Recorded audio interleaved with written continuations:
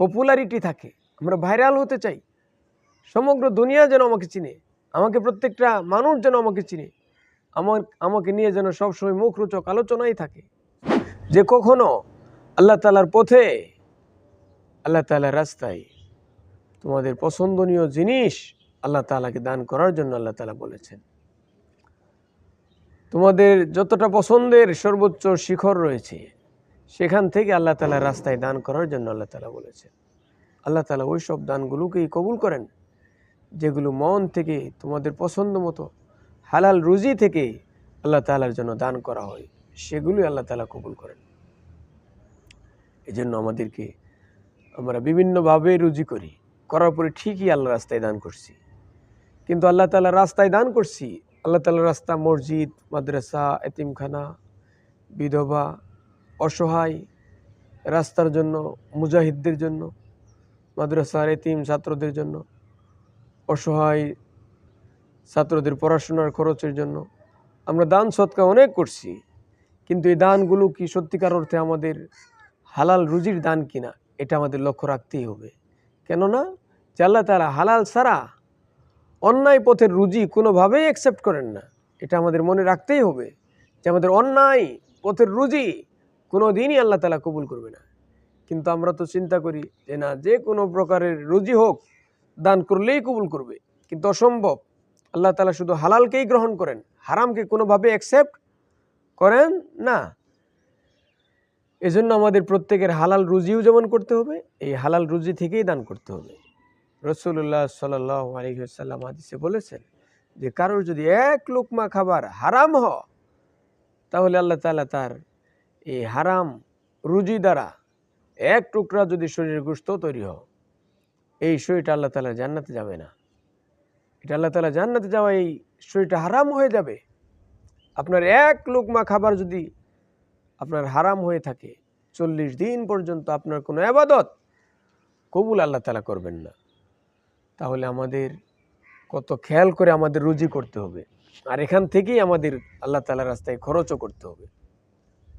আমি হারাম ইনকাম করলাম আর সেটা দিয়ে পোশাক কিনলাম, আমার শরীর তৈরি করলাম, আর সেটা দিয়ে আল্লাহ তাআলার ইবাদত বন্দেগী করলাম, আল্লাহ তাআলা এই বন্দেগী তো কবুল করবেন না।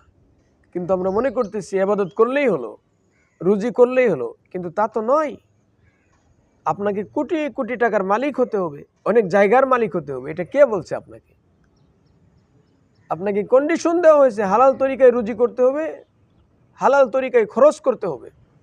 আমি হালাল তরিকায় রুজি করলাম কিন্তু হারাম পথে ব্যয় করলাম, তাতেও আমার লাভ হবে না। হালাল তরিকায় রুজি এবং হালাল তরিকায় আমার খরচ, তাহলেই আমি পরকালে এটার উত্তম যাজা এবং খয়ের আমরা পাবো। এই জন্য সম্মানিত শ্রোতামণ্ডলী, আমরা যেই কর্মই করি, এই কর্মের মাঝে আমার হালাল তরিকাকে খুঁজে বের করতে হবে। আপনার প্রত্যেকটা কর্মের মাঝে আল্লাহ তাআলা হালাল পথ রেখেছেন, এই হালাল পথগুলো খুঁজে খুঁজে বের করতে হবে।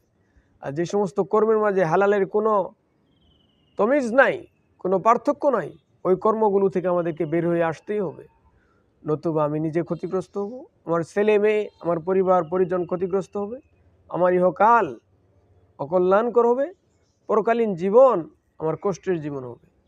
এই জন্য সম্মানিত শ্রোতামণ্ডলী, আমরা এক একজন এক একভাবে রুজির পেছনে ছুটছি, কিন্তু এই রুজি তো আসল মাকসাদ নয়।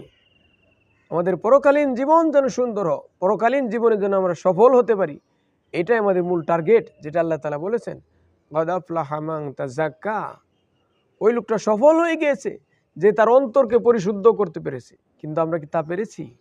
আমাদের প্রত্যেকটা কাজকর্মের মাঝে ইহকালীন জীবনের যশ খ্যাতি থাকে, পপুলারিটি থাকে, আমরা ভাইরাল হতে চাই, সমগ্র দুনিয়া যেন আমাকে চিনে, আমাকে প্রত্যেকটা মানুষ যেন আমাকে চিনে, আমাকে নিয়ে যেন সবসময় মুখরোচক আলোচনাই থাকে। আমরা এই নাম যশ খ্যাতির তালিকায় থাকতে চাই, কিন্তু আদৌ কি এটা আমাদের নাম যশ খ্যাতি কাজে লাগবে? কোনো দিনই লাগবে না। যদি না আমরা আল্লাহ তাআলার রাজি এবং খুশি তৈরি করতে না পারি, তাহলে ইহকালীন জীবনের নাম যশ খ্যাতি সবগুলো আমাদের পরকালীন জীবনে বলুণ্ঠিত হয়ে যাবে।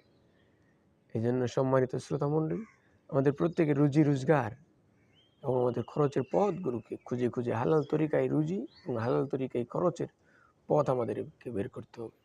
এবং দিনের যত কাজ রয়েছে প্রত্যেকটা কাজে আমাদেরকে শরীক হয়ে আল্লাহ তাআলাকে জানান দিতে হবে যে আল্লাহ, আপনি যে বলেছেন ইন্নী জাইলুন ফিল আরদি খলিফা, পৃথিবীতে আমি খলিফা পাঠাতে চাই, এই খলিফার কাজ আমরা দুনিয়াতে করতে পারবো।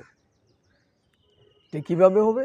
আমরা যখনই আল্লাহ তাআলার হুকুম মোতাবেক, নবীজির সুন্নত তরিকা মোতাবেক জীবন যাপন করব, তখনই আল্লাহ তাআলার যে উদ্দেশ্য খলিফা, এই খলিফার কাজ আমাদের আদায় হবে। শুধু নিজে আমল করলে তো হবে না, আপনার পরিবার পরিজন, আপনার সমাজের লোকজন, আপনার দেশের লোকজন, আপনার রাষ্ট্রের লোকজন, সমগ্র দুনিয়ার সকল মুসলমান কমিউনিটি যেন এক হয়ে আল্লাহ তাআলার হুকুম ওয়াতাসিমু বিহাবলিল্লাহ, আল্লাহ তাআলার রজ্জুকে আঁকড়ে ধরার মতো কাজগুলো যেন আমরা করতে পারি।